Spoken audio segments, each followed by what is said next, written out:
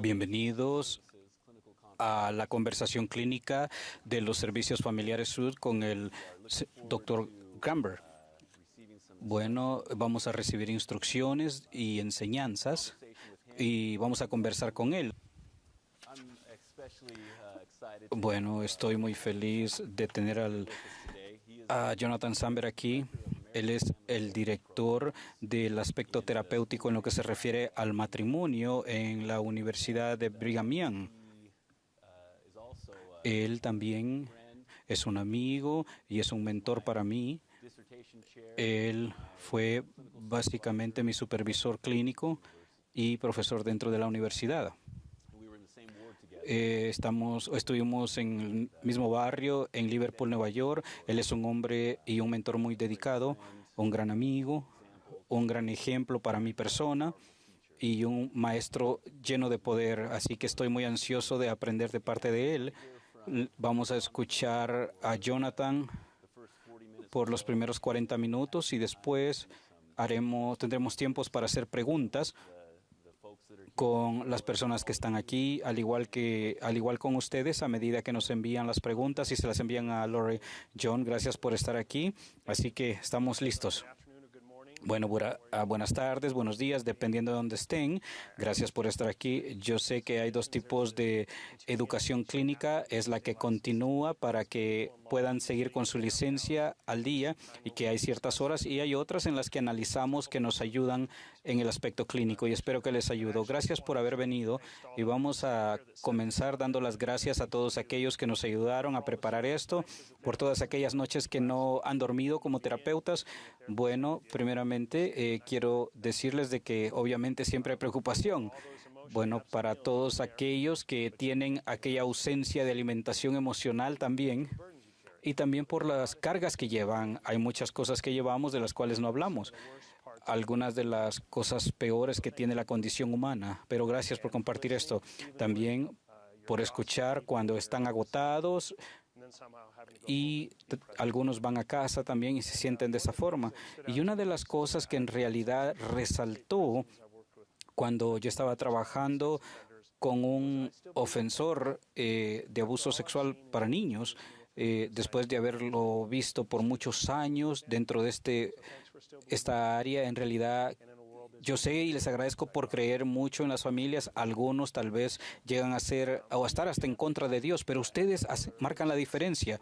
Un hermano me dijo recientemente, yo hago cosas importantes, pienso que soy un empleado muy bueno, pero en realidad no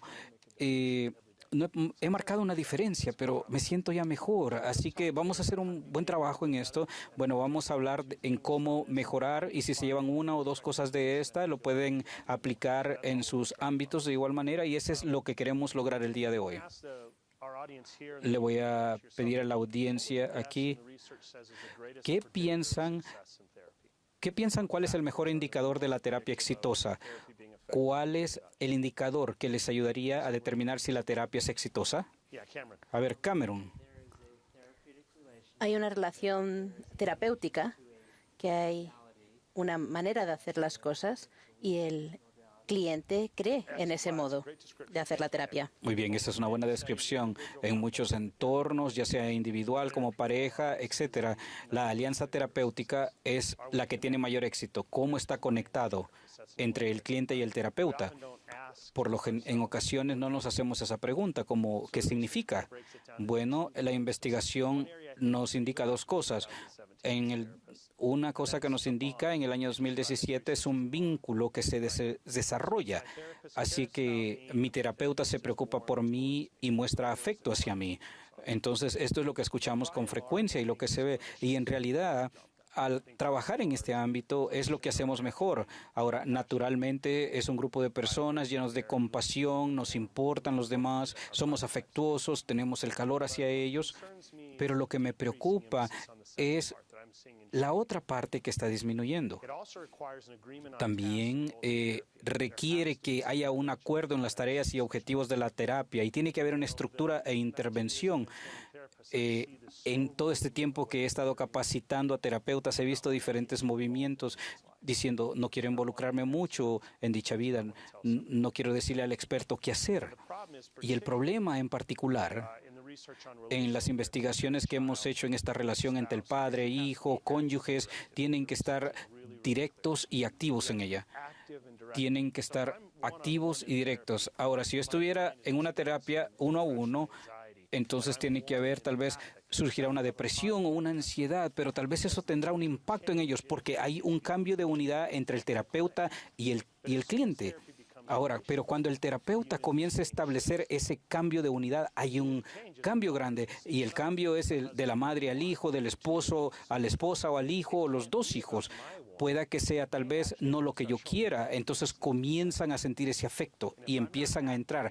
Y si no estoy activo y directo, entonces va a cambiar ese patrón. Ahora, en estas relaciones de terapeutas tienen que ser activos y directos. Pero ¿por qué importa todo esto? Y aquí es donde va a empezar el diálogo. Porque el dilema es que nos estamos alejando como sociedad de...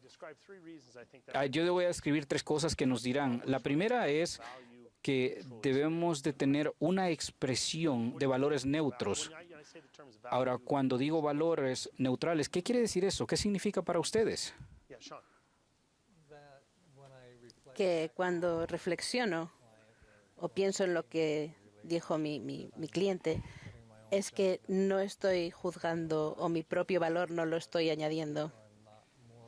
No estoy siendo moralizador, algo por ese camino. Interesante. Bien. Es correcto. Un columnista del periódico dijo de que en realidad muchas veces prejuzgamos a X familia, pero en ocasiones decimos, no, está equivocado o eso está mal. Entonces esto es algo muy horrible cuando sucede, pero como terapeutas no queremos que se nos vea como una persona que tal vez le decimos a la persona qué hacer o corregirlos a ellos, pero también esto gobierna lo que decimos. Pero eso no quiere decir que es lo que pensamos. Las personas pueden estar pensando, teniendo ideas acerca de sus clientes, viendo a los terapeutas de una forma, pero la pregunta es, ¿por qué no confronta a esa persona? Obviamente, tal vez se siente cómodo haciéndolo o no. Ustedes no tienen que decir nada. Ellos pueden sentir eso que viene de ustedes, pero el corregirse políticamente es no decir nada.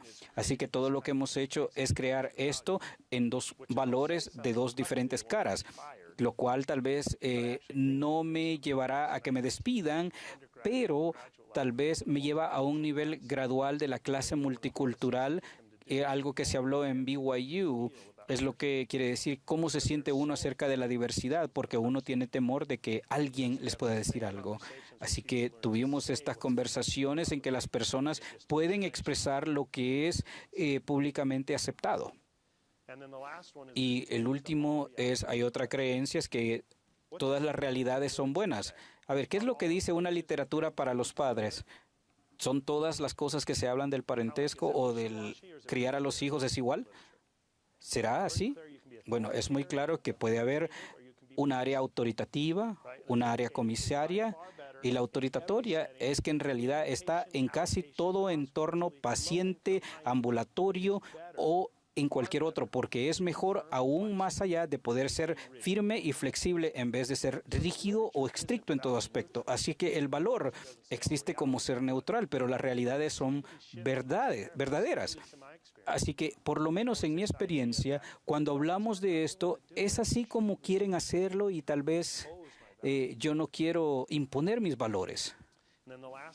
Y el último problema es, el segundo problema del que quiero hablar es, no es de parte mía, pero mi práctica involucra de 2, 3 o 4 referencias a la terapia. Y también esto puede llegar a un divorcio o a un hogar en que se puede colocar a los niños que es separado el de ellos. Bueno, ¿cuál piensan ustedes que es la respuesta más común de un terapeuta? ¿Me cae bien? ¿No me cae bien? ¿Qué es lo que dicen las personas en general acerca de un terapeuta? Que nada cambió. En realidad, son personas muy buenas. Yo no quiero decir nada negativo de ellos. En realidad me caen bien, pero nada cambia. Eso es lo más común, la frase más común. En una ocasión alguien dijo de que dijo algo que me conmovió mucho. Uno de los padres estaba muy enojado, la situación muy intensa, la situación llegó a ser muy controlada por el padre de familia y yo le dije, ¿sabe qué? Usted está controlando mucho y parece que usted quiere manejar la situación y no deja hablar a su esposa. Así que me imagino que usted ha estado tratando de reparar este problema, pero lo ha querido reparar y reparar. Pero este padre comenzó a llorar y dijo, todas las otras personas me etiquetaron como un fracaso. Entonces, en realidad, ellos no llegaron a los problemas. En realidad, no me gusto como soy y llorando, pero nunca nadie me ha dicho que yo debo de cambiar. Esa es una experiencia muy común en la terapia. Otro cliente me dijo recientemente, yo no pude ver a este cliente por cierto tiempo. ¿Podría darme otra referencia? Claro que sí, lo puedo hacer, pero tiene que ser una buena referencia. He ido con otros 5 terapeutas y me he quedado estancado. Así que esto es lo que los clientes están diciendo. Entonces, tal vez vienen de diferentes prácticas, diferentes lugares, pero en realidad quiero hacerles a ustedes la pregunta, ¿por qué piensan ustedes que es esto así? ¿Por qué piensan que nos estamos alejando de la intervención y estamos llegando a ser más administradores en este aspecto? ¿Qué piensan ustedes?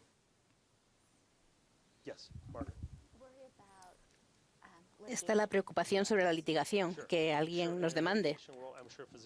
Sí, en realidad los médicos se han de sentir de esa forma. ¿Y por qué se le puede hacer una demanda a un terapeuta, un cliente hacia un terapeuta? Los límites. Sí, en el área financiera, sexual, etcétera. Pero ese es número uno. Pero estos son casos reales que están aumentando. Y yo dije algo en la terapia que tal vez no le gustó de forma valorable. Tal vez hay 4 o 5 casos de los cuales las personas tal vez tienen temor y yo diré algo que tenga que ver con el valor sistemático de mi religión. Pero esta es una de las preocupaciones que siempre hay y ese es un asunto para una demanda. Ahora, ¿hay algo que les preocupe más? ¿Algo en lo que puedan intervenir?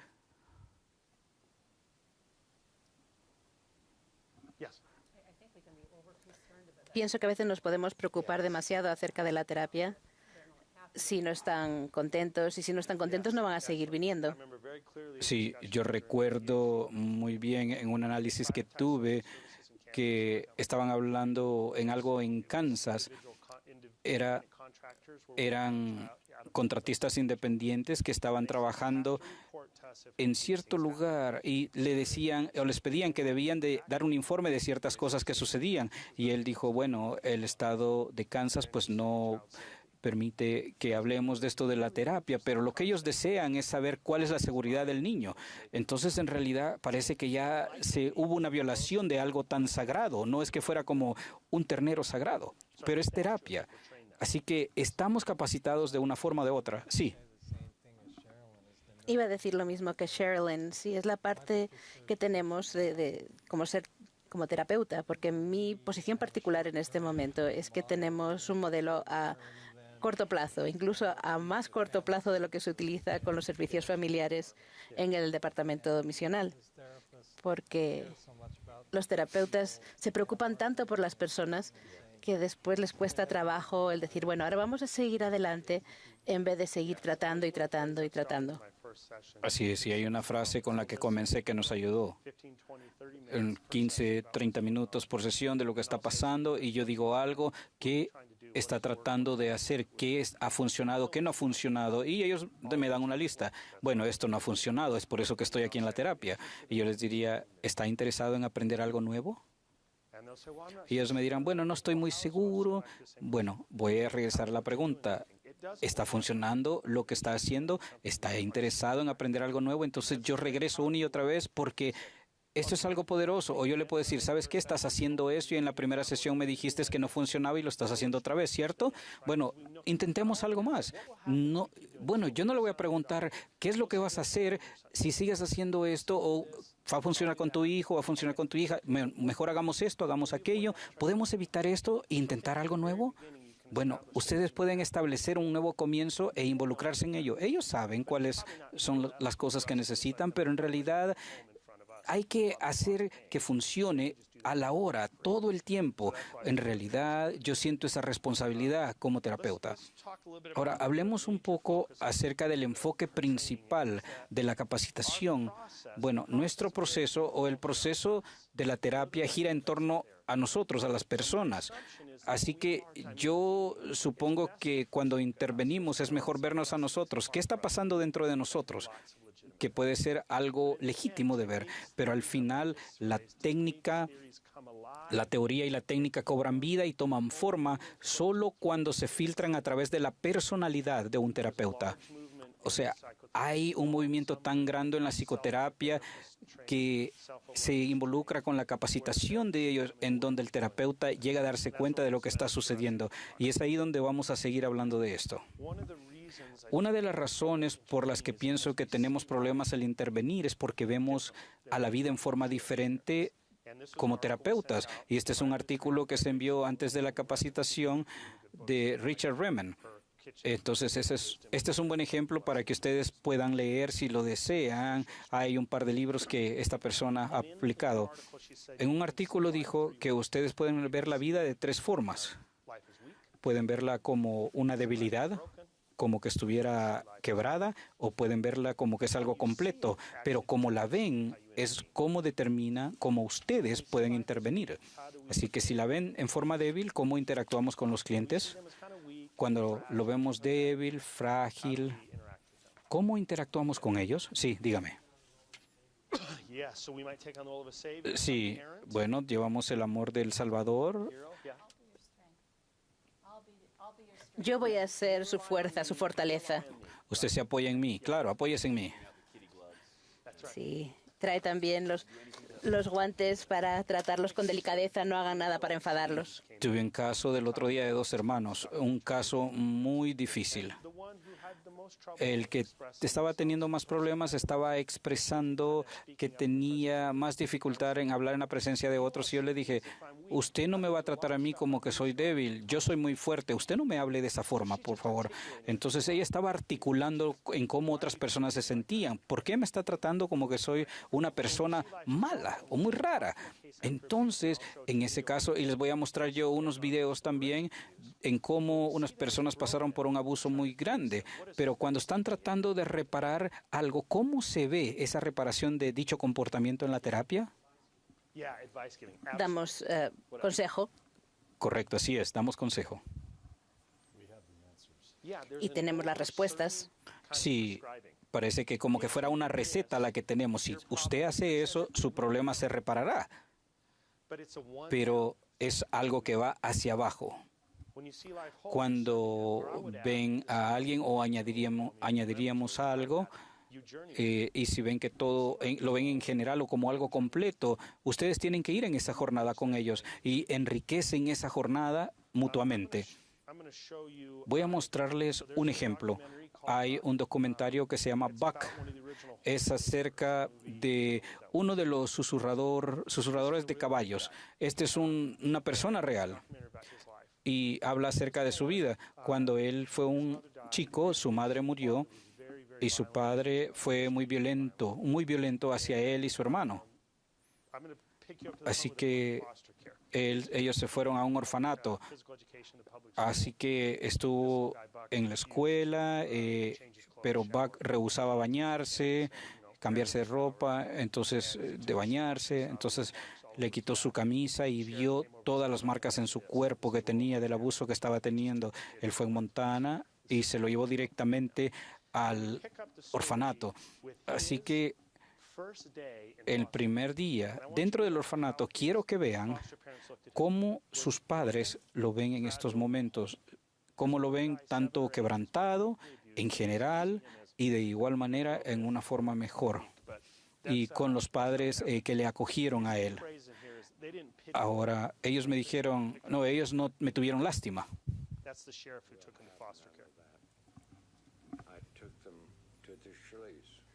Lo llevé a casa de los Shirleys. Eran dos niñitos muy asustados, pero no pasó mucho tiempo hasta que los niños se convirtieron en parte de la familia Shirleys. Mi mamá acababa de fallecer y ella era muy amorosa, ¿verdad? Sí, era una mujer muy amorosa. Así que ella se convirtió en mi nueva mamá y era algo que de verdad necesitaba. Tienen una relación maravillosa y ella es como la fuerza, la fortaleza detrás de ellos. No hay un sentimiento de decir, "Oh, ya has crecido, ahora ya te puedes ir". No, no, es su madre, de verdad que es su madre en todos los sentidos. Y creo que Betsy crió como a 23 hijos, niños de acogida, todos varones. Cuando nuestros niños eran pequeños, era como un zoológico. Cada uno se ocupaba de sí mismo, era como el que sobrevivía, era el más fuerte. Y mi lema era que benditos sean los flexibles porque no van a doblarse, va a quedarse sin forma.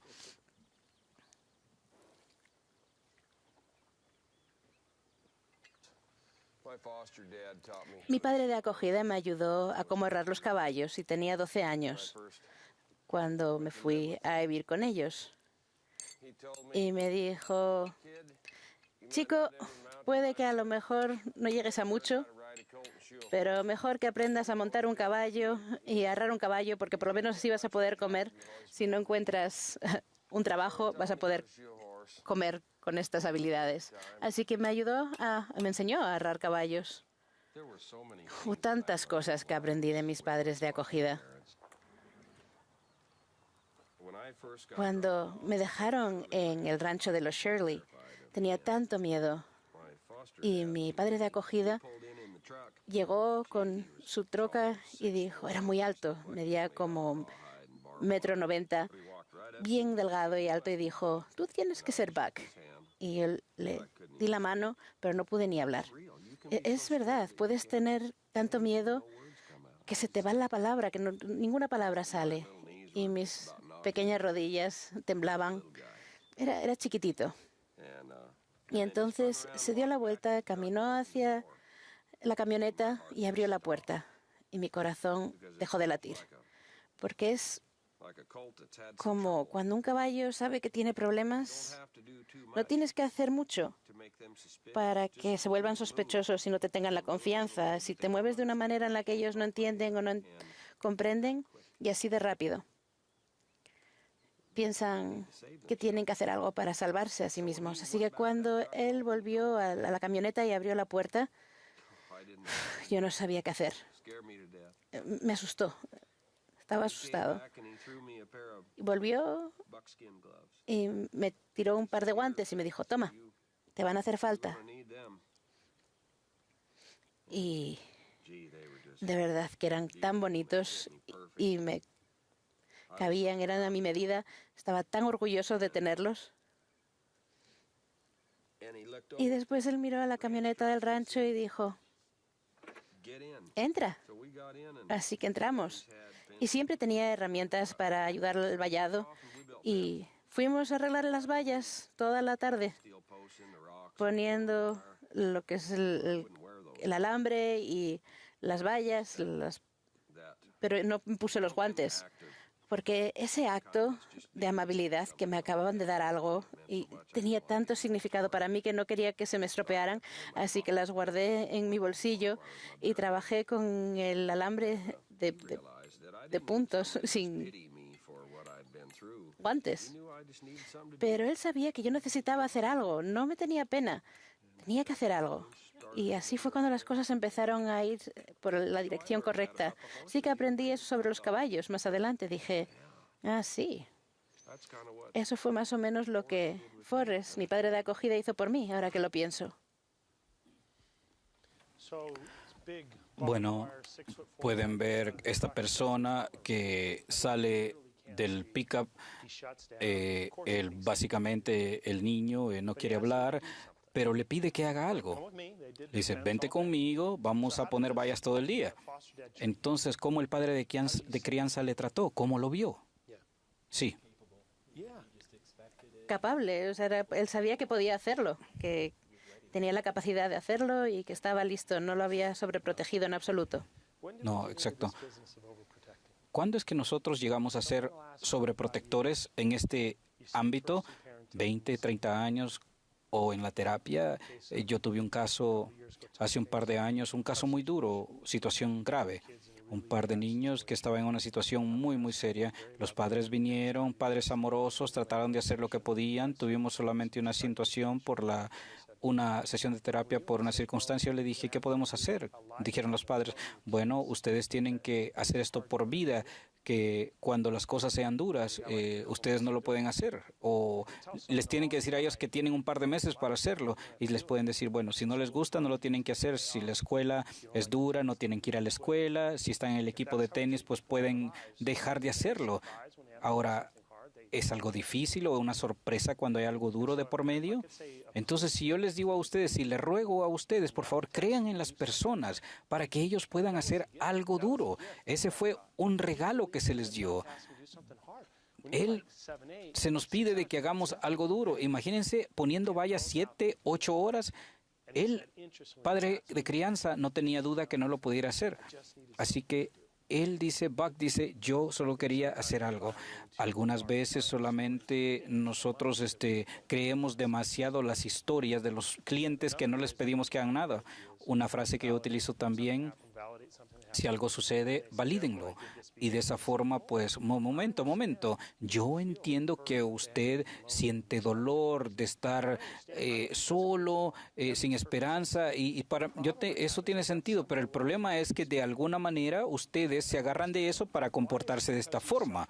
¿Por qué sufren de esta forma, pero pueden hacérselo a su familia? A ver, explíquemelo. Porque uno no justifica al otro. Una vez más, esto es el tener valores. Ahora, porque usted fue lesionado como niño, no quiere decir que lo tiene que hacer de otra forma. O tal vez tiene que ir a gastar dinero de esta forma o de la otra. Entonces, en realidad, no se relacionan las cosas. Y esa es una de las cosas que podemos darle a las personas lo suficientemente para cambiar. Y les diría yo en la terapia, en realidad se me hace difícil de poder decir, bueno, que tal vez diciendo, no le creo, en realidad eso es muy deshonesto, yo no voy a dormir bien, si yo solamente le digo que todo está bien, entonces, ¿qué estamos haciendo? No, hablamos del problema. Pero cuando me siento con mucha flojera, no estoy cansado, no quiero hacerlo, en realidad solamente apago el interruptor. Yo pienso que todos hacemos eso, pero les pido que por favor crean en las personas y el cambio, sí. ¿Y cómo diferencias entre el consejo, decirle a alguien que haga algo o a pedirles que lo hagan? Bueno, pues cuando yo hago las intervenciones es a través de los comportamientos que hay que cambiar. Y después colaboramos acerca de lo que quieren hacer de manera diferente. Cuando doy consejo les digo, haz esto para arreglar este problema. Y la mayoría de las intervenciones que yo hago es decir, este es el problema. Y un 80% de la terapia es entender que las personas entiendan cuál es el problema. Podemos colaborar porque ellos pueden ir a la casa, leer un libro y después, ya sé lo que tengo que hacer si han visto un video sobre el problema. La habilidad del terapeuta es ayudar a que las personas se miren a sí mismos y que sepan lo que tienen que hacer para ayudarse y que suelten esas cosas que no pueden cambiar. Porque la mayor parte de las terapias en pareja es que la gente deje de hacer esto. Así que lo que hago es les dirijo a lo que creo que es el problema. Y pienso que ahí es donde está nuestra calificación. Eso es lo que las licencias estatales, lo que nuestra calificación nos dice que podemos hacer. No pueden seguir haciendo este comportamiento y ser felices, porque 9 de cada 10 veces van a acabar en divorcio. Así que, ¿quieren cambiar eso? O porque si quieren divorciarse, vamos a hablar de eso abiertamente en vez de intentar arreglar las cosas. Pero sí que no les digo lo que tienen que hacer, simplemente les digo, mira, vamos a identificar el problema y estas son las soluciones. ¿Qué cree que va a arreglar o que va a ayudar a su familia? Así que la colaboración está en la parte de atrás, pero la intervención intensiva es lo principal. ¿Les contesta su pregunta? Así que esto es parte del artículo que hemos leído. ¿Lo puede leer alguien del artículo de Remen? Servir es diferente de ayudar. Ayudar no es una relación entre partes iguales. El ayudante ayuda a que otros sean más débiles de lo que son, que necesitan más de lo que necesitan. El peligro de ayudar es que a veces quitamos más de lo que podemos dar. Podemos hacer que disminuya su autoestima y su sentimiento de su valor y su integridad. Me gusta esa frase que dice, las personas lo pueden sentir, porque es verdad, porque lo pueden sentir. Y muchas veces están acostumbrados a sentirlo y se sienten cómodos. Así es como sus jefes, sus esposos, sus familiares, siempre les han tratado. Así que muchas veces hay que decir, ¿has notado que las personas te tratan o que te piden menos a ti de lo que piden de otras personas? ¿Cómo te sientes? He tenido que decirles a clientes, me estás intentando convencer que tú no puedes cambiar. Eso es donde me estás contando lo mismo otra vez. Así que no te voy a pedir que cambies. Y lo siento, porque no lo creo. Podemos hablar el día entero, pero no me voy a creer que no puedes cambiar. Y todos los demás en tu vida lo van haciendo, porque así pierdo mi integridad. Si me puedo reunir y digo, no puedes cambiar, entonces lo que estoy haciendo es sacándote el dinero. Y me dicen, sí, es verdad, pero no creo que puedo cambiar. Sí, bueno, pues eso no es un problema. Vamos a encontrar dónde está el problema para poder cambiar. Oh, mi vida ha sido tan dura que ahora puedo hacer esto. Entonces lo que estoy haciendo es darte la razón y no puedo hacerlo. Me dicen, es que esto es muy difícil para mí. Pues claro, a ver, ¿qué es lo que es difícil? Vamos a arreglar lo que es difícil. Eso no es un problema. No tengo problemas con que no sepas cómo hacerlo, con que estés exhausto y que te desanimes, pero sí tengo un problema con que me digas, no esperes que vaya a cambiar porque no puedo hacerlo. Así que y he tenido varias conversaciones así. Y un poquito más porque este sí me gusta. Gracias. Cuando servimos con nosotros mismos y ocupamos todas nuestras experiencias. Nuestras limitaciones sirven, nuestras heridas sirven, incluso nuestra oscuridad puede ayudar. Mi dolor es la fuente de mi compasión. Mis heridas, mi empatía. El servicio es una relación entre dos personas iguales. Nuestro servicio nos fortalece a nosotros y a los demás. Ayudar y arreglar cansan y nos dejan sin energía, pero el servicio nos renueva. Cuando servimos, ese mismo trabajo nos renueva y encontramos el sentimiento de satisfacción porque sirviendo encontramos la gratitud. Porque es verdad, si hacemos ayudando nos quema, nos agota. Tenía un profesor en la universidad y tenía clases y otra clase y yo le dije al director del programa, al que adoraba, lo odio, esto es tan exhausto. Y ella me dice, no, sí, me llena de energía. Y me dice, ¿cómo sabes? No has aprendido a hacerlo bien. Así que me encanta ese dicho. Vamos a hablar de 3 cosas que se pueden hacer, porque hemos hablado acerca de cuáles son los problemas. Uno es que tenemos que tener la valentía para intervenir. Y intervenir quiere decir que tenemos que pedir a la gente que actúe de una forma diferente. Así que, por ejemplo, me estás diciendo que estás muy deprimido. Sí, estoy muy deprimido. Y me has descrito tu vida y has intentado muchas cosas y no han funcionado. Pero una de las cosas que has dicho es que estás hasta las 4 o las 5 de la mañana despierto y te levantas a las 3 de la tarde. No puedes hacer eso y decir que no puedes deprimido, porque no puedes invertir tu sueño y llevar una vida normal. Así que estás dispuesto a acostarte más temprano. Vamos a empezar con esa meta. O sea que eso es el decir, este es el problema. No puedes invertir, sobre todo si tienes 23 años, viviendo en la casa de tus padres y trabajando 9 horas a la semana en Starbucks y el resto de tu vida estás jugando videojuegos. Tu vida es deprimente. Tienes muy poco valor a tu vida. Entonces, eso es el intervenir, el decir cuál es el problema. Y para algunas personas me dicen, eso es ser moralizador. No, te estoy diciendo lo que nadie más parece que te está diciendo. Es hablar de esos guantes delicados. Tu vida es una vida miserable. No puedes vivir así y ser feliz. Puedes ser la persona 10.000 que lo ha intentado, pero no va a ser diferente para ti que para los demás. No es una receta para el éxito. Así que, de nuevo, cuando hay un problema hay que identificarlo y después preguntarle a la persona cómo quieres hacer para arreglarlo. Y a veces en terapia hay algo que hace que sea muy incómodo. Un familiar está tratando a otro familiar que a nosotros incluso nos da un poquito hasta de asco. Y tenemos que ser auténticos en la manera en lo que estamos pensando. Lo que acabas de decirle a tu hijo me hace sentirme incómodo, no me gusta. ¿Podemos hablar sobre ello? Cuando dijiste eso me hizo sentir muy mal. No me parece que ese sea el mensaje que le va a ayudar a tu hijo o a tu hija. ¿Podemos hablar acerca de ese mensaje?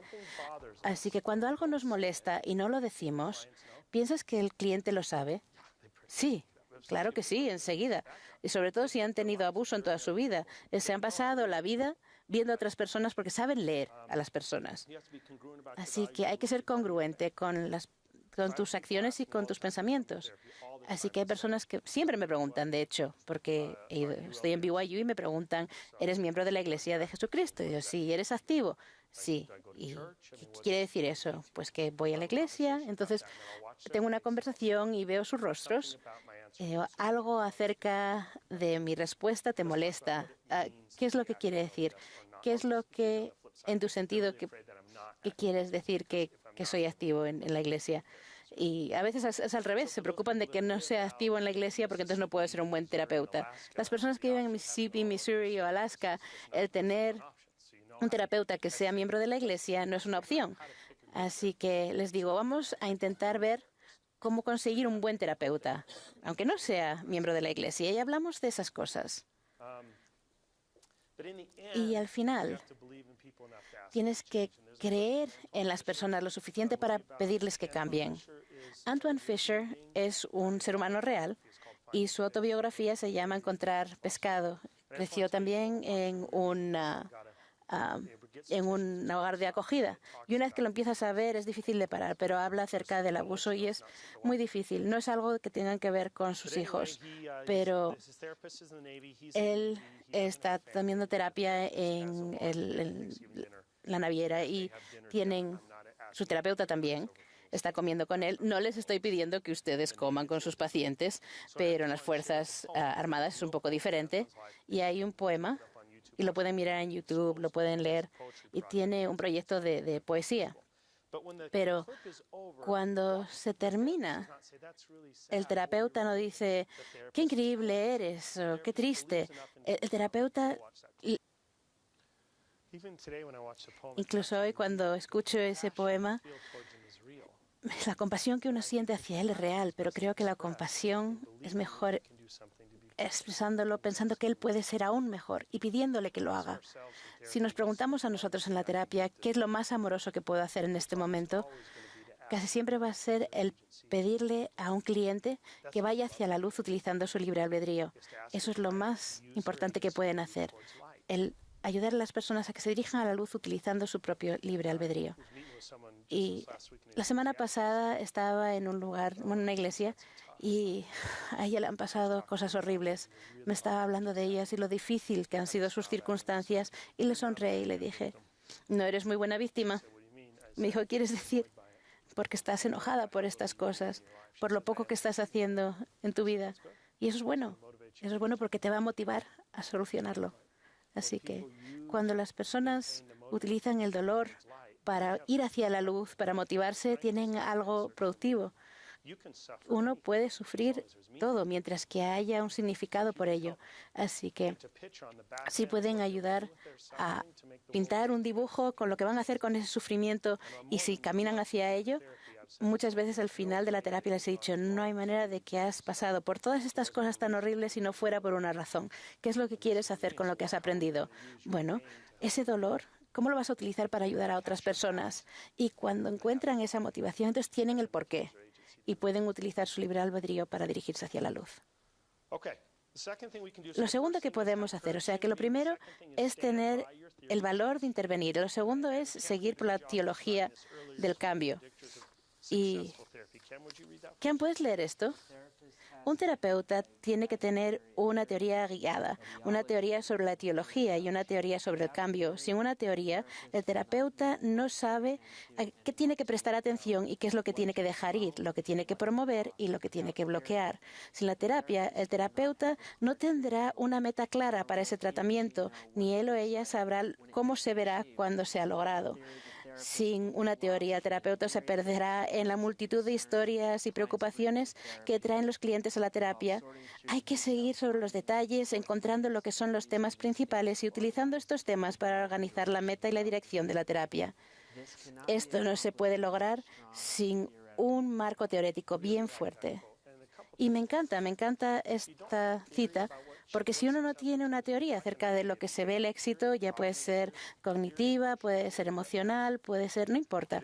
Pero si no tienes esa meta, entonces no sabes qué es lo que estás buscando. Y entonces te pierdes en las historias que te vienen a contar los clientes, porque la teoría es como si fuera una torre en la luz y de luz en la tormenta. Y si te están dando pequeños incendios todo el día, no llega uno a entrar en el incendio principal. Así que eso es como, eso es parte de lo que me dijiste la semana pasada, que habíamos hablado que el problema es que estás pensando de forma negativa. ¿Te acuerdas que esos pensamientos entran en lo que estás intentando adquirir una vida feliz? Así que no estamos hablando sobre esta historia, ni la historia de la semana que viene, ni la que me contaste la semana pasada. Es cómo crees que va a ser tu vida. Así que vamos a hablar de los principios de la semana pasada a esta historia.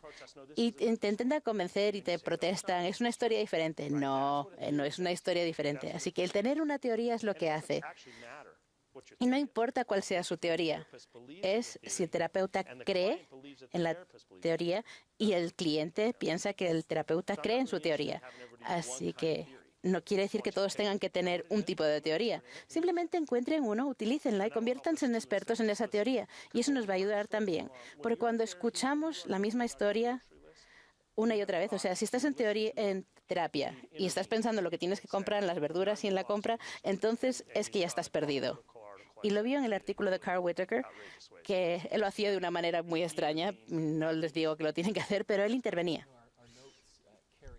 Sí, porque nuestras notas siguen de terapia, sesión a sesión.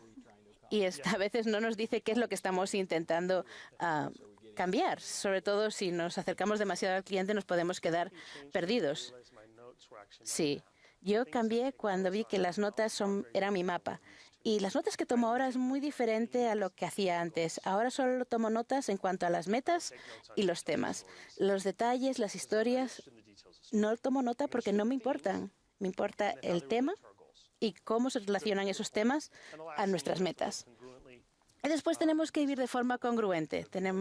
Esto es una cita donde pues nuestras vidas públicas y privadas están en la misma, son íntegras. Así que tiene que ver con hacer algo de forma que seamos dignos. Así que ahora vamos a hablar rápidamente de maneras de ser congruentes y después llevamos a preguntas y respuestas. A veces que no tenemos confianza, estamos intentando tratar a alguien en las que vamos a intentar aparecer como expertos y en realidad no tenemos ni idea. Tenemos que aprender. Porque si no, no somos congruentes. Otras veces pensamos que estamos teniendo fallos en nuestra vida personal. Si han vivido lo suficiente, lo van a tener. No es cuándo, no es sí, es cuándo. Hay personas que hablan acerca de sus relaciones que son exitosas y todos vamos a pasar sobre ello. Lo vamos a atravesar, es normal. A veces simplemente el decirle a un colega, a un amigo, y eso ayuda. A veces le digo a un cliente, mira, si yo averiguo cómo hacer eso en mi casa, voy a escribir un libro y vamos a ganar $1 millón. Así que no tengo ni idea. Así que sean auténticos también con sus clientes. Esto es difícil. ¿Por qué como terapeutas necesitamos que nos aprecien y necesitamos caer bien? Mi hermano es un médico y no noto que él tenga esta misma necesidad, pero nosotros sí tenemos esas sensaciones. Y a veces cuando intervenimos, a nuestros clientes no les caemos bien y eso es difícil, porque no nos gusta no caerle bien o que nuestros clientes no les gustemos. Así que les pasa a todos en terapia, en trabajo social, pero a veces nos confundimos cuál es el papel del terapeuta. No sabemos cuál es la diferencia entre un amigo, un terapeuta o un consultor. ¿Cuál es el papel de un amigo? Pues es alguien de igual a igual. Estamos al mismo nivel y podemos compartirlo todo. Y como amigo, ¿cuál es la autoridad? O sea, ¿está bien ser autoritario? No, ese no es el papel de un amigo. Un consultante. Pues ahí es alguien que ayuda, que averiguas lo que están atravesando y después te están buscando para que tú les des la opinión experta.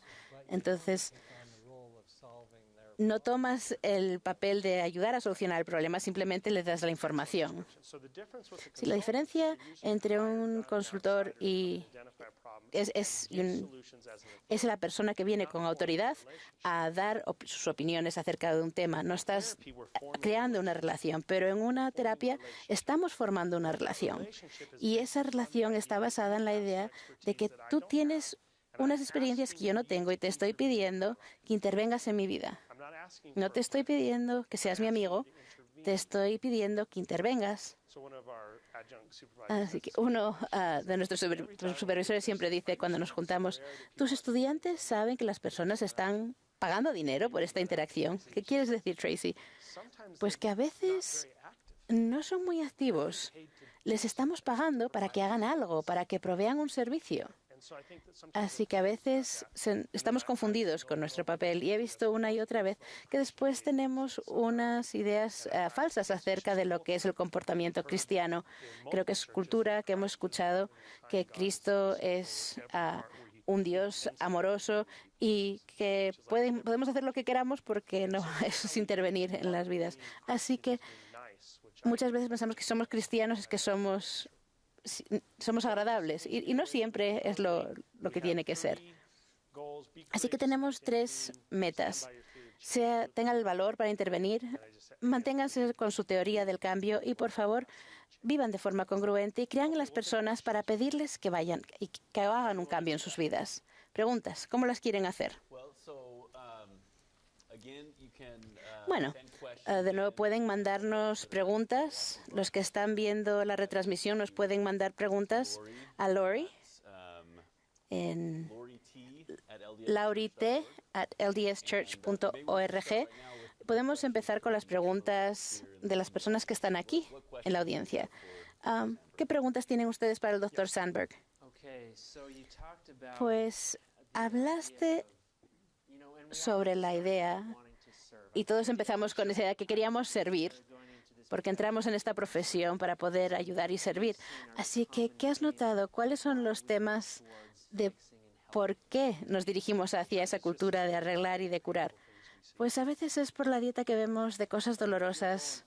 Así que si 15 o 20 horas estás viendo las cosas más horribles de este mundo, llega un momento que piensas que todo el mundo ha sido dañado, que todas las vidas son horribles y que todo el mundo es un criminal. Cuando me venía y me decían cuántas veces te han herido como niño y pienso en los niños, no puedo tolerarlo. Así que me doy cuenta de ello. Digo, yo he tenido momentos así también.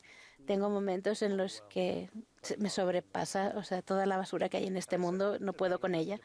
Pero dependiendo de dónde están, la espiritualidad es una parte muy importante de su vida, entonces lo traen en la terapia y les hablo sobre lo que es la gracia divina o la resurrección, o si son miembros de la Iglesia de Jesucristo, bueno, pues en Nefi 17:3, ¿qué es lo que dice acerca de la aflicción en cualquier motivo? Si no son religiosos, entonces les digo, bueno, pues ahora tenemos la opción de decidir cómo queremos verlo.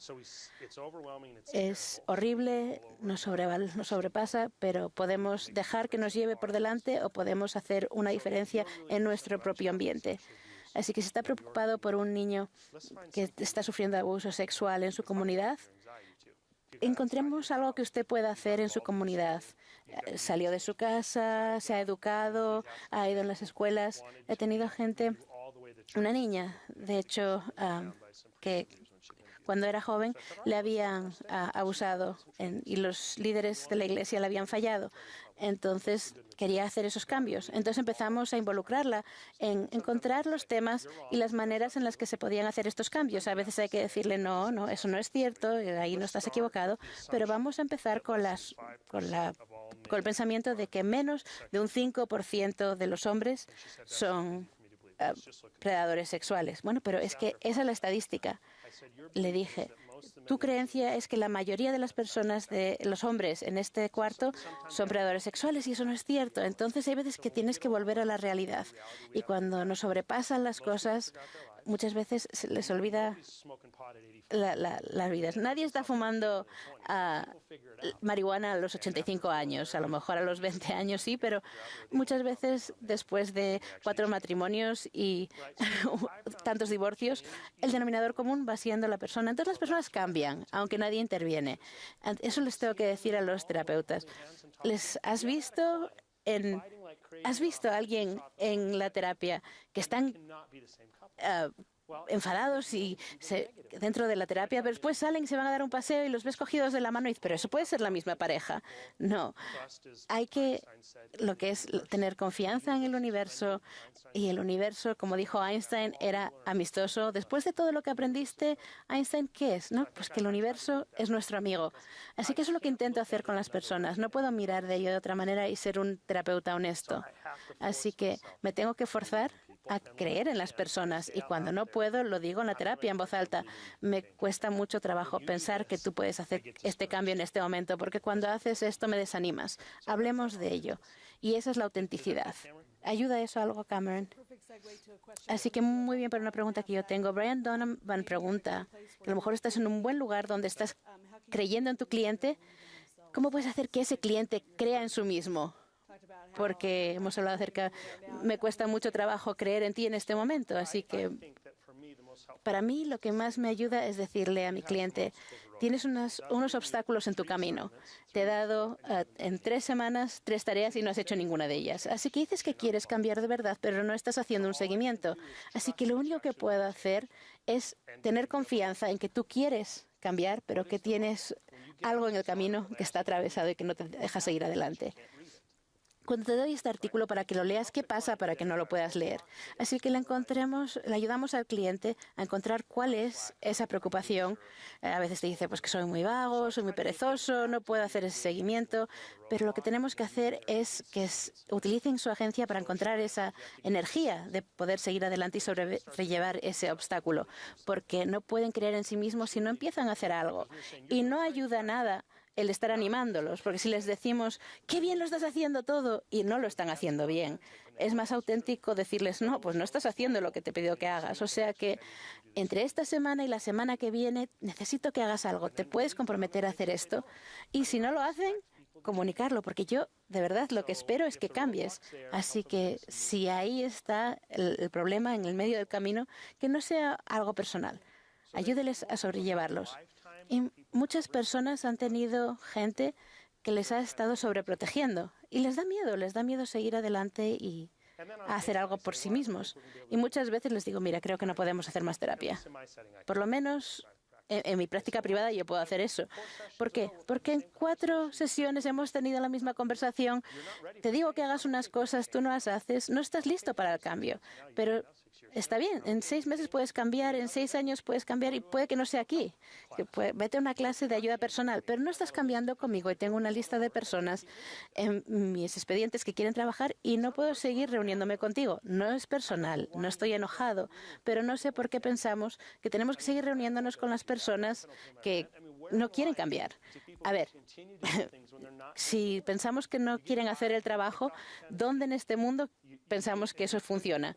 Si no pagas la renta, te echan. Si no haces tu trabajo, te echan también.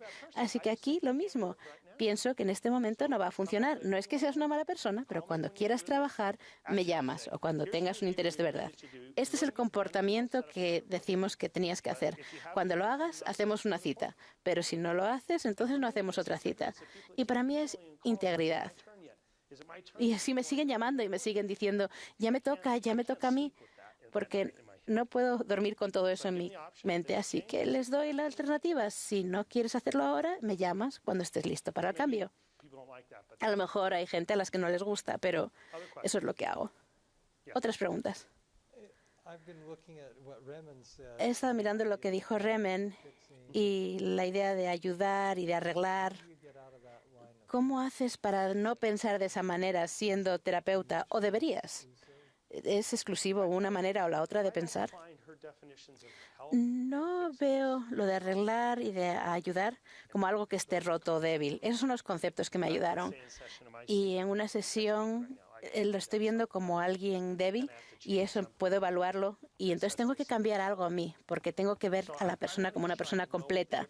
Así que no sé cuál es la diferencia entre resolver y ayudar y arreglar, pero sí sé lo que es ver a alguien que está roto o alguien que es débil. Mi hija vino ayer y me dijo que alguien se había mudado a una de las clases a las que estaba ella y le costaba mucho trabajo llevarse con ella. La solución fue que alguien le dijo, bueno, es que esta persona tiene este problema, como digamos que tenía la niña Asperger's. De forma temporal, la va a poder ayudar a tolerar ese problema porque la va a ver como algo que está roto, que necesita ayudar. Pero de aquí a un año no le va a ayudar a interactuar con esta persona. Ella tiene que cambiar su manera de actuar o de ver a la persona como una persona entera, como el genio de esa persona que es diferente. El ver la vida como algo roto no funciona. Ahora, de la otra manera, lo que es resolver o ayudar, no estoy muy segura de lo que ella nos quiso decir, pero sí me gusta la idea de roto, entero y débil, porque eso tiene mucho sentido para mí. Y como terapeutas muchas veces vemos a las personas como si estuvieran rotas y ellos se describen como alguien roto. Y yo creo que otro término, especialmente desde que estamos diciendo que tenemos fe en ellos, y usted siente esa fe, ¿cuánto les ayuda a ellos junto con ganar fe en sí mismos? La fe es el principio de acción. Entonces yo creo que ellos tienen que actuar, pero para poder hacerlo tienen que creer. La fe se convierte en creencia y luego en acción cuando las personas tienen que hacer algo y que se espera que lo hagan. Sí. Y también creo que hay un principio de poder. El poder está dentro de ellos para venir a tener soluciones y ayudan al proceso de ayudar a una persona a poder tener la solución en lugar de que nosotros les digamos cuál es la solución. Y también aprendí eso en la práctica. ¿Qué aprendió usted en ese proceso de ayudarlos a sacar de ellos en lugar de nosotros decirles qué es lo que tienen que hacer? Es una gran pregunta. Yo acabo de aprender en lo que yo puedo hacer. Lo que ellos se dan cuenta que tienen que hacer va a durar. Lo que yo les digo no va a durar. Entonces ellos lo hacen y esa es la última sesión, la próxima sesión. No es porque ellos olvidaron a hacer algo que va a resolver el problema, es que aprenden cómo actuar eficazmente en sus problemas. Entonces hay mucha de esa fama en la terapia. Entonces yo digo, ¿qué cree usted que tiene que hacer? Y yo les pongo ahí todas las cosas, un gran rango de cosas que tienen que hacer. Y pueden simplemente huir de todo eso. Muchas personas usan sustancias ilegales, no lo recomendaría para usted, pero la mayoría de las personas se escapan. Como mormones no vamos a tomar o qué sé yo, los ayudamos a hacer ejercicios, a comerse otro plato de brownies, a ver pornografía o lo que sea. Entonces, son comportamientos de escape. Y si pueden confrontarse o enfrentarse a algo, ustedes pueden tocar los recursos espirituales. Hay una lista de opciones. Y si todo eso sale, ellos luchan porque hay un plan de acción. Entonces dicen, yo con frecuencia, casi en cada sesión, les doy papel a las personas y les pido que escriban, que tomen notas y ellos van a decir algo y yo les digo, ok, escriba eso. Y de ahí a la mitad de la sesión le digo, ¿qué escribió ahí? Entonces yo no creo que usted sepa lo que va a hacer. Es una buena frase. ¿Qué va a hacer debido a esa frase? Los ayudo a tomar un plan de acción. Esto toma fe, pero también toma mucho. ¿Qué piensa usted que puede hacer para resolver este problema? Están en terapia, no saben qué hacer. Entonces les doy un buffet de opciones. Y entonces los ayudo a que tengan un plan, que me lo escriban y qué vamos a hacer en la sesión. La primera parte de la siguiente sesión es, aquí está el plan, en dónde está en dónde va en su plan. Cuando usted ayuda a las personas a planificar, ellos ya no van a necesitar terapia después. Particularmente usted dice que hay un tipo específico de variables para ayudar a las personas. En otras palabras, la mayoría de las personas no van a terapia y encuentran soluciones a sus problemas durante ese tipo de cosas que están luchando, tal vez con un diferente lenguaje o terminología diferente. Entonces, ¿cómo usted en las crisis o cómo es que usted los ayuda? En el campo de terapia familiar y de matrimonio, hablamos de esto. El primer nivel que ellos hacen es de que hacen investigación. Y en las palabras de hoy, ¿qué sería? ¿Qué significa? Bueno, lo buscan en Google. Y a veces es bueno, a veces no. Y entonces dicen, necesito ayuda con mi niño de 13 años que no quiere ir a la escuela. Google, ¿qué hace con los niños de 13 años que no quieren ir a la escuela? Y de ahí esto les ayuda a ayudarse a sí mismo. Y entonces yo les digo, vaya a Amazon, mire estos 5 libros, mire la tabla de contenidos, qué es lo que tiene para usted. Y luego en esta biblioteca ellos pueden ver. Yo he visto que los clientes han traído libros a los que de verdad les ayudó algo que leyeron y de ahí ellos reciben una ayuda pasiva. Y si alguien tal vez tuvo problemas de posparto, tienen una comunidad de personas que les ayudan a lidiar con eso. Entonces, ¿cómo es que estas personas pasivas en cierta forma les ayudan? Por ejemplo, la estilista les puede ayudar. En términos de prácticas de sanamiento, el obispo, por ejemplo. Y de ahí tienen la psicoeducación también. En el estado de Utah ha puesto mucho dinero en los últimos años en tener clases para los padres, a personas que estaban considerando el divorcio, que les piden que tomen clases de matrimonio. Eso ayuda mucho a la psicoeducación. Y también la terapia activa. Todos esos son niveles de intervención. El problema es de que las personas que están muy enfermas, que están muy lastimadas, que los que están actualmente lesionados no necesitan esto. Es la parte triste, es de que cuando piensa en todas las personas que necesitan terapia, casi nunca los vemos. Tiene que tener un carro, la capacidad de poder mantener una cita, de poder encontrar a alguien que le cuide a los niños. Los que están en serios problemas no van a poder llegar. Para mí, a veces, yo creo que tenemos que pasar mucho tiempo vendiendo terapia que pueda ser útil, pero también tenemos que mover a los clientes actuales en este lado, hacia esta dirección. Entonces, ¿eso le ayuda? Sí, es fantástico. Otros. Sí. Jonathan, entonces usted habló de irse a dormir en la noche y de poder vivir con usted mismo, ¿verdad? Y saber que usted dijo lo que tenía que decir, interactuó de la forma como lo tenía que hacer y estar claro con su conciencia. Y para mí, de todo lo que usted nos enseñó hoy, por lo menos para mí personalmente, es lo que me llevo. Es el reto más grande de lo que usted dijo. Es de que yo tengo que poder hacer lo mismo en algunos niveles de poder mentirme a mí mismo, de poder dormir y cuán frecuente soy honesto conmigo mismo. En una de las cosas que usted dijo que va junto con estas palabras, tenemos que tener el valor de encarar la verdad para ver lo que tiene que cambiar en nuestras vidas. Y esto tiene que tener este tipo de introspección real, es de poder enfrentarnos a nosotros mismos. Entonces, ¿cuáles son las formas prácticas en las que nos podemos involucrar con esto? Si tomamos la decisión y hacemos este compromiso de ser honestos, sinceros y dormirnos sin mentirnos a nosotros mismos, ¿qué tenemos que hacer? Y quiero decir que primero lo que yo estoy tratando de hacer es hablar con la verdad en amor.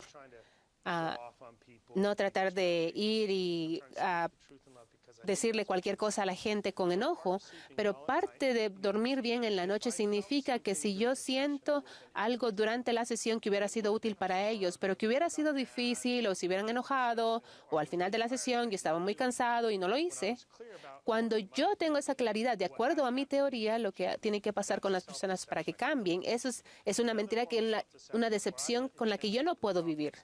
Entonces, el poder lastimar a alguien. Entonces, ¿cómo lidio con eso? Porque después de la próxima sesión ya me está molestando, entonces les mando un correo electrónico.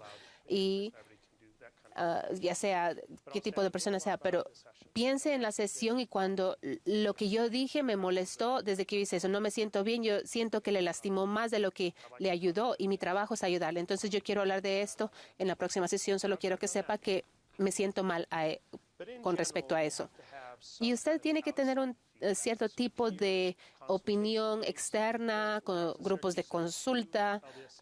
Y hay 2 terapeutas de la iglesia dentro de 100 millas. Y acababa de almorzar con ellos, hablamos de un caso de los retos y les hice preguntas. Entonces, la consulta entre compañeros, entre colegas, es algo que puede ayudar. Tal vez, no sé, es algo que ustedes vieron, o tal vez tienen que tener algo con lo que tienen que estar de acuerdo de manera informal, tal vez de cuando estaban estudiando, mantenga la confidencialidad del cliente. Y han habido problemas debido a esto, pero el poder dar la opinión y decir como no sé cómo hacer esto. La otra cosa es de que yo aprecio a Steve Johnson que dijo que ella era una persona que tenía una persona que estaba en un grupo de terapia individual y que se le pasó a la terapia de pareja. Ella tenía que ver cada sesión 2 veces que se había hecho a sí misma en vivo. Y dijo, yo tuve que aprender cómo hacer la terapia en parejas al ver mis propias grabaciones de lo que yo había hecho antes. Entonces, sus propias grabaciones pueden verlas y decir, como no me gusta cómo hice esto, y buscar esos patrones. Entonces, poder ayudar, tener a alguien más que le ayude a usted, pero para serle sincero, no es eso, porque nuestros propios bloqueos son nuestras propias inseguridades. Para mí, ¿cuál es mi peor piedra de tropiezo? Es de que esto usted tiene que confrontarlo, tiene que estar dispuesto a que alguien más comente sobre su terapia y tiene que llegar a esos tropiezos y decir como, oh, eso no va a ser muy bueno, no les voy a caer bien. Si no pueden hacer eso, entonces no va a poder llegar a ese punto. La terapia es un lugar tan peligroso porque es tan irregulado. Si nosotros no buscamos la opinión externa, podemos hacer lo que querramos. Entonces, yo creo que es una responsabilidad moral hacerlo también. Muy bien, otros. Usted habló de la teoría de cambio. ¿Cómo ayuda a las personas a desarrollar esa teoría del cambio si usted ha hecho terapia por mucho tiempo? ¿Con el terapeuta o el cliente? El terapeuta. Entonces, una de las cosas que yo le diría a los terapeutas si son amigos y se me hace una pregunta, ¿qué está tratando de lograr en una sesión? Ese es el punto. Su problema se va a resolver en la terapia cuando tal y tal y tal cosa. Esa es la teoría del cambio. Cuando ellos piensan en las cosas de una forma diferente, hacen las cosas diferentes, cuando experimentan sus emociones diferente, es la forma de hacerlo. La otra forma como yo sé hacerlo es decir, usted espera que suceda algo y no está sucediendo. ¿Por qué no está sucediendo? Esa es otra forma de ayudar a las personas a llevar esta teoría del cambio. El motivador más grande para ayudar a las personas con la teoría del cambio es qué tan infelices son con las cosas como están ahora. Y sí le está molestando algo mucho, o puede que tenga un plan diferente. Yo de verdad creo que el éxito se relaciona a que le guste su trabajo, en un trabajo. Y mientras más exitoso se siente, es que más le gusta su trabajo. Cómo las personas experimentan las cosas es cómo ellos se sienten que son menos eficaces. Entonces, a veces usted puede ver eso para motivar a las personas para que puedan ver la teoría del cambio. ¿Eso tiene sentido? ¿Ayuda? ¿Alguna otra pregunta? Yo tengo una pregunta sobre trabajar con misioneros. Esa es una buena pregunta. Entonces, tenemos muy poco tiempo para trabajar con ellos y puede tomar este modelo y las cosas de las que usted habló y condensar eso y hacer que funcione para los misioneros. Sí. ¿Está hablando en el campo o antes de la misión? En el campo. Entonces porque hay mucha terapia en el campo. Yo vi tal vez 30 y tantos misioneros y estamos teniendo problemas en el campo misional.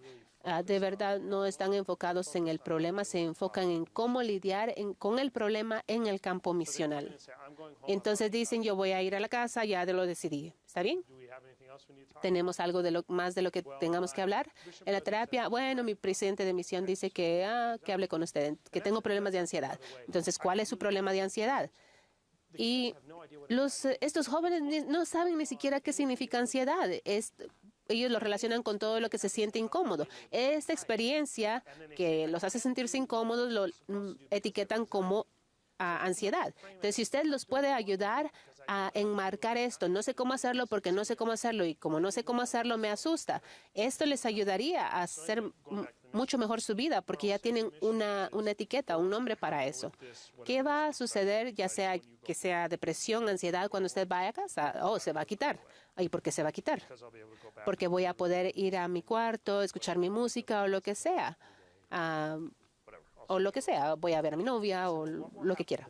Entonces, ¿qué va a pasar la próxima vez que usted tenga un gran problema en la vida? ¿Qué va a hacer entonces? Y cuando yo voy bien duro y directo con los misioneros, ¿usted cree que irse a la misión, eso va a surgir cada vez que usted se enfrente con ese problema? Entonces, por lo menos deme 2 o 3 sesiones para ayudarle a averiguar cómo lidiar con eso. Si no quiere servir la misión, eso es entre usted y su presidente de misión, está bien.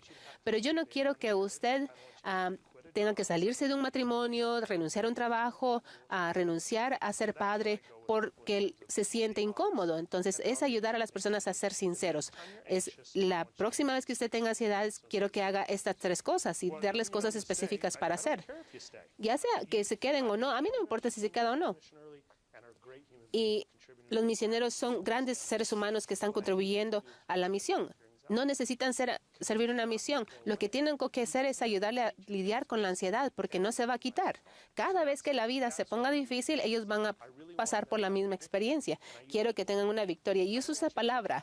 No quiero que tengan un fracaso en términos de la depresión. Quiero que tengan una victoria. Porque usted se va a ir a casa y sentirse que fracasó, no importa qué otra cosa usted crea. Usted va a sentirse que... Y no quiero que se sienta que fracasó. Quiero que sienta que tuvo una victoria. Y que se vaya a casa también si decide hacerlo. Y con ese lenguaje yo puedo entenderlo. Yo les voy a dar un ejemplo de ayer. Alguien eclesiástico estaba haciendo una recomendación para el templo y dijo a alguien que regresó de la misión por ansiedad. Y yo le pregunté que definiera exactamente. Y yo le dije, ¿cómo fue eso? Fue doloroso en mi barrio. Nadie me hablaba, no sabía cómo encajar, me sentía terrible. Entonces, yo empecé, a nadie le importaba si yo estaba allí o no.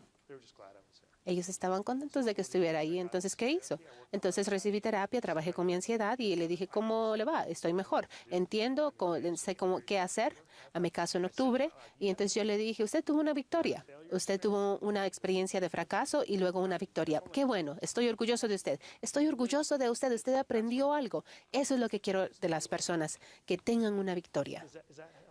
¿Le ayuda eso? Sí, ayuda. Y también con las evaluaciones premisionales, esa es otra cosa que usted se atasca en todo el asunto de la pornografía. Y este modelo es conducivo para poder ayudar a algunos de estos jóvenes y jovencitas también que luchan con estas adicciones. En el progreso con la pornografía tiene que pasar por todas las cosas de regulación. Entonces, la pornografía para mí, disculpen, golpeé el micrófono, tengo que hacer eso. Para mí, yo no encuentro nada en ninguna adicción de comportamiento hasta que no se conecten con esa regulación. Cuando reconocen que en algunos días ellos ven algunos episodios en Netflix y a veces no, y que para cuando averigüen en los días qué pasaba en los días que lo veían y en otros días no, entonces que se den cuenta de lo que sentían cuando querían ver y cómo no verlo, y ellos escapaban en ese comportamiento. Entonces, los trabajadores en Boston eran católicos y detestábamos nuestro trabajo, íbamos a casa a tomar cerveza. Esa cerveza quitaba ese dolor físico, nos ayudaba a olvidar que teníamos que regresar a ese trabajo mediocre al día siguiente. Entonces, ese era un escape al comportamiento. Cuando usted les ayuda a las personas a averiguar de qué están escapando y dicen, estaba solo, triste, y les ayuda a ir a esa emoción y resolverlo, entonces ellos resuelven el problema de la pornografía por toda su vida, porque no hay ningún truco. Ese es, por ejemplo, yo puedo pasar un mes sin hacer nada, pero no he hablado de la fuente del problema. Entonces, el cambio de primer orden es cambiar el comportamiento. Y si un alcohólico tiene 3 o 5 multas por manejar ebrio, entonces tiene que ver en ese primer orden de cambio. Entonces tiene que encontrar la razón por qué. y al final usted solamente cambió el comportamiento adictivo cuando usted llega al primer orden de cambio. Esa es la literatura del abuso de sustancias. Ese es lo que dice. Entonces yo siempre supongo que de manera del comportamiento, la razón por la que está actuando es que tengo una experiencia emocional que no sé cómo regular. Y, por ejemplo, tengo miedo de ver la pornografía o de esto, todo lo catastrófico lo hacemos y pensamos actuamos al problema de comportamiento para tratar de cambiar el problema de comportamiento. Entonces, hace más ansiosas a las personas y es contraproducente. Porque si encuentran a ver el comportamiento y encontrar la emoción, porque la emoción es la solución, es como yo lo veo. Entonces los misioneros no pueden ir porque ven pornografía. Ellos pueden pasar 2 meses sin ver pornografía, pueden cambiar el comportamiento, pero ¿qué pasa en las misiones cuando tienen estrés? Nunca aprendieron a lidiar con la emoción y hay muchas emociones que pasan en la misión, que nadie va a verlas. Hay muchas emociones que surgen. Tengo un par de preguntas del campo. Entonces, una es de Ken Devon y dice, el trabajar con LDS Family Services, entonces, como usted sabe, en el área eclesiástica, y en base a la conversación que usted compartió hoy, ¿cómo podemos ayudar a los líderes a invitarlos a un servicio más congruente o una plática para poder ayudar a facilitar la intervención tanto por los líderes como por los terapeutas? Sí, he tenido un líder de estaca que me preguntó y dijo, ¿cuál es la mejor manera de lidiar con un terapeuta? Cuando el terapeuta me llama para decir que están haciendo terapia con alguien o que le está pagando la terapia. Entonces, esas son las metas y decir, ¿cómo puede ayudar a lograr esas metas? Dígale al terapeuta qué está tratando de lograr a X, Y o Z. Y también puede decir, también estoy preocupado por la perspectiva de A y B. Entonces, ustedes están reforzándose mutuamente. Entonces, es la parte de la congruencia. Y les voy a dar una respuesta que hace unos años. Estaba en un entorno en el que habían varias personas, había un patrón repetido de abuso físico y también sexual. Un miembro de la pareja había ido a un obispo local varias veces. Con esta persona contaba 6 obispos y la pareja era muy carismática y como que se salía de la situación. Y venimos al último punto en el que estaban involucrados si iba a haber un divorcio, yo creo. Y ella fue y vio a un presidente de estaca local. El presidente de estaca lo tomó en serio y tuvieron un consejo disciplinario. Estaba muy positivo en cuanto a lo que la estaca hizo con la familia, tomar acción y para ayudar a esta familia. Entonces, después, en una cosa totalmente sin relación al caso, estaba en una reunión en la que vi al presidente de estaca, no sabía el nombre o la persona, y me vio y dijo, gracias por este caso, porque en el tiempo exacto en el que lo necesitaban había intervención directa. Yo sencillamente le dije al presidente, no puede hacer eso en el matrimonio, es ilegal, inmoral, está lastimando a las personas, tiene que pararlo. Y me dijo, yo le dije, gracias a usted por hacer algo, porque cuando yo estaba ahí, la pareja me dijo, ahora siento que Dios y la iglesia tienen sentido. Y yo nunca podía, porque una semana iba uno, el otro, y nunca los podía unir. Entonces, cuando pueden estar juntos para confrontar el comportamiento, ya sea moral o ilegal, y no puede, por ejemplo, decirle, no puede golpear a sus hijos de los 2 lados. Entonces, yo sé que le pega a su hijo, pero cuando usted quiebra la mesa a la mitad, eso le da miedo, eso asusta. Y cuando están en el mismo canal, es algo psicológico y tiene esa creencia espiritual y psicológica. Entonces, lo mejor que usted puede hacer es ayudarlos a tener una conversación real. Como un líder de sacerdocio lo he hecho de otra forma. Yo sé que funciona, pero si me pregunta y dice, necesito su ayuda para poder hacer esto, para que espiritualmente pueda nivelar esta terapia que está sucediendo, o si el obispo me dice, no tengo idea de lo que estoy haciendo. Entonces ellos dicen que no pueden venir a la iglesia porque les da ataques de pánico. No sé qué hacer al respecto. Tienen que ayudarlos con el ataque de pánico y colaborar. La mayoría de tiempos ellos no hablan, no tienen mucho significado, entonces tiene que ser específico a la meta. Y le di mi computadora a otros para traducir una pregunta de Raúl. Raúl en el Caribe está preguntando que como terapeuta usted utiliza la misma terapia, las mismas técnicas en diferentes situaciones de la salud mental o hay algunas situaciones o tipos particulares de clientes que en este acercamiento tal vez no funcione tan bien. Entonces, esto no va a funcionar tan bien cuando las personas que tienen la historia o un historial de abuso o de figuras autoritarias de los padres, porque eso lo van a poner en usted. Entonces, usted va a tener que hacer mucha confianza de validez. Entonces, en general, usted puede hacer eso en 3 sesiones, porque al final yo le digo a las personas, acabo de ver a alguien más y le digo, me siento mucha compasión por lo que usted ha estado pasando. Y no sabía que una persona pudiera ser tan disfuncional después de conocerlas, pero tenía que preguntar más porque está hablando de esto en su vida. Y eso es algo que siempre les digo a las víctimas. Lo que usted hizo para sobrevivir su niñez fue increíble, fue milagroso. Pero ahora está aquí siendo un adulto y usando las mismas técnicas que usó como niño para ayudarlo y los está empujando, los está aislando. Entonces tiene que encontrar lo que le de consuelo, que estaba en el closet, tuve un ataque de pánico y yo le digo, entiendo que eso es doloroso, pero usted tiene que llegar a un punto en el que no esté tan solo. En su niñez estaba solo todo el tiempo. No quiero que esté solo ahora. Usted está en sus 40, no quiero que tenga miedo. Usted puede llamar a la policía. Su agresor murió. Entonces, todavía ayudarlos un poquito, guiarlos un poquito más suave, tal vez, diferente.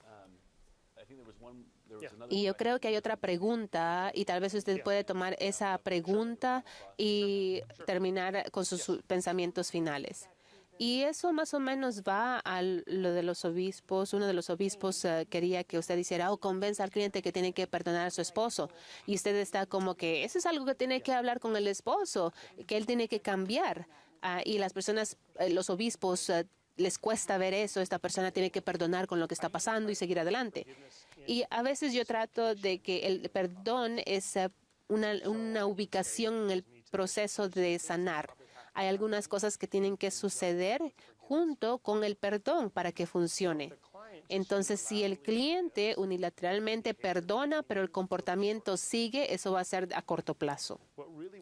Lo que de verdad va a ayudar secuencialmente es si podemos ver un reconocimiento del dolor al principio del cambio de la persona que ocasionó el dolor. Y eso es especialmente en las aventuras o traiciones maritales. Y lo primero que tiene que pasar es de que los tiene que juntar y dejar la aventura que tiene. Y cualquier contacto, no texto, no Facebook, entonces no va a llegar a ese otro paso de tratamiento si usted no deja la aventura que tiene y reconocer el comportamiento que ocurrió. Y con ese reconocimiento está el efecto en la persona. Douglas Schneider de Texas tiene un buen libro en cuanto al tratamiento de la infidelidad. Pero el tercer paso es el tratar la restitución. Y edificar esa confianza tiene que pasar para que el perdón funcione a largo plazo. Algunos hablan con el obispo del perdón. Yo creo que es muy poderoso, pero tiene que ser secuencial para que dure, para que sea útil. Muy bien. Entonces, un par de cosas. Alguien me preguntó el otro día, mi hijo y muchos de nuestros amigos estaban haciendo preguntas sobre carreras cuando mi hijo salió de la misión y dijo, ¿cómo decidió usted ser un terapeuta? Y yo le dije, yo no decidí ser un terapeuta, yo decidí que me gustaba estudiar a las familias. Eso fue lo que yo decidí y junto con ese proceso me di cuenta de que tal vez podía hacer esto. Y me hicieron otras preguntas y dijeron, ¿qué tal? Yo no puedo hablar por todos, pero esto es lo que yo pienso de mi tiempo libre. ¿Cómo ayudar a las personas a ser saludables? ¿Cómo ayudar a las personas? ¿Cómo puedo yo ser saludable? Y cuando pensé en mi tiempo libre. Y de ahí siento que por medio de mi capacitación y muchos errores e intentos, tuve experiencias de cómo ayudar a las personas. Entonces yo puedo ir a trabajar y hacer algo que yo disfruto, pensar en mi tiempo libre, puedo sentir que hago una diferencia. Y yo tengo el mejor trabajo porque es algo que me pasó mientras yo estaba pasando por ese proceso. Y estoy tan agradecido por el impacto que los clientes han tenido en mí. Yo estoy tan agradecido por las cosas que las personas me han enseñado. Y probablemente uno de los clientes que yo vi tenía 78 y ella vino y me dijo de algunas cosas que pasaron en su niñez que yo nunca voy a olvidar esto. La única imagen que yo puedo tener es la escena de una niñita que estaba siendo abusada constantemente en un campamento. Y yo no olvido esto y digo, cuando ella me dijo, yo corrí al bosque, estaba tratando de correr, estaba llorando, pero Jesús vino a ayudarme y yo le dije, esa es una historia que toca. Y ella me dijo, usted no entiende, Jesús vino a ayudarme. Y eso fue algo sagrado. Entonces yo creo que Dios está en la vida de las personas. Yo sé que Dios, los niños que han sido lastimados, tienen algo en su vida que no entiende. Yo he experimentado eso personalmente. Cuando llegamos, tenemos tanta porquería así en nuestra vida y la vida no es justa. Y entonces a veces recibimos este tipo de ayuda o esta cantidad de ayuda. Y en un nivel pequeño, parte de ser un terapeuta es ser uno de los ayudantes de Dios. Es un trabajo muy bueno. Entonces lo tomo muy en serio. Y no tengo que desperdiciar el tiempo o el dinero de las personas. No soy ingenuo lo suficiente como para pensar que cambio, que a las personas, y yo digo, bueno, tal vez es un 80% o un 20%. Yo no vivo con su hijo o su hija, yo no estoy casado con su pareja. Ese es usted. Nosotros tenemos una conversación una vez a la semana, pero si algo que yo hice en esa conversación le ayudó, yo estoy muy agradecido por eso. Entonces, mi capacitación hoy es de que ojalá podamos ser un poquito más eficaces. Y yo creo que hay un factor de tiempo que tenemos que tomar en consideración. Las cosas se aceleran negativamente en la vida de las personas, tenemos que intervenir rápidamente. Y es algo que me enseñó eso. Usted, si hace un domingo con una persona y nunca lo ve, entonces tiene que intervenir. Esa es mi oración, que todos podamos intervenir y ser más eficaces y encontrar la forma de ayudar y trabajar con ellos. Gracias.